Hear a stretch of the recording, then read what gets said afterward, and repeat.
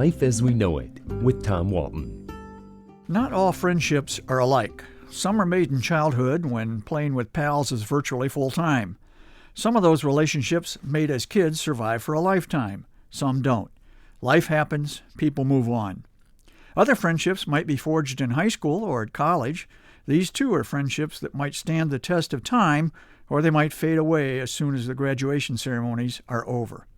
But it's another type of friendship that matters to me at the moment, and that is the friendships that are made in the places where we work for a living. Those too might fade when folks accept a new job somewhere else, or if they've been at it long enough, retire and become snowbirds. I'm proud that most of the friendships I made during my 5 decades in the newspaper business not only survived, they continue to thrive, even if we don't see each other frequently. I was reminded of the precious nature of those relationships when 4 of us, all retired Blade staff writers or editors, reunited for 3 days to share wonderful memories, swap stories that may or may not have been true, and rejoice in our shared passion for journalism. In the process, I think we all rediscovered what it was that drew us together in the first place all those years ago. One of us would tell a story about a co-worker, sometimes in all seriousness and admiration, and other times in jest. Then someone else would share a moment of embarrassment from our city desk days, and we would all have a good laugh. Anybody who labors in the vineyards of the Fourth Estate long enough knows that the unrelenting pressure of daily deadlines inevitably leads to mistakes made in haste. One of us ink-stained wretches told the best tale of all of personal embarrassment. My colleague shared the egregious error he made while covering a presentation of an award to a government official. He reported that the presenter of the award, while heaping glowing praise on the recipient, described the man as the good German.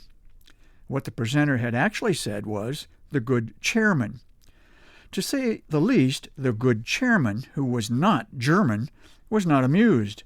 At the time, neither was my colleague. Mortified would be a more accurate description of his embarrassment. Today, I'm happy to say he can laugh about it. The rest of us cringed as he shared his shame, but we laughed along with him because the same thing could have happened to any of us.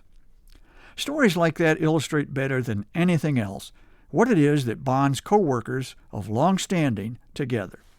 They share a common mission, and perhaps they even share a common enemy, bosses whose demands seemed at the time to be unreasonable.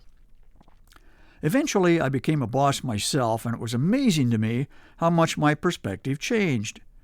But what did not change was the friendships created during our early years together, back in the day when we cheered each other's successes and lamented, usually over a beer, the days when nothing seemed to go right. It had been many years since the 4 of us had all been together at the same time. I don't think our reunion was a coincidence. 3 of the 4 of us had lost our spouses, our soulmates, within the past 2 years. But we didn't dwell on our shared sadness. We chose instead to celebrate the workplace relationships that we still keep dear in our hearts. It was great therapy. Life as We Know It is written and hosted by Tom Walton and is a production of WGTE Public Media. Life as We Know It with Tom Walton can be heard on WGTE FM 91 every Monday afternoon during All Things Considered at 5:44 p.m. Or hear past episodes at wgte.org/life.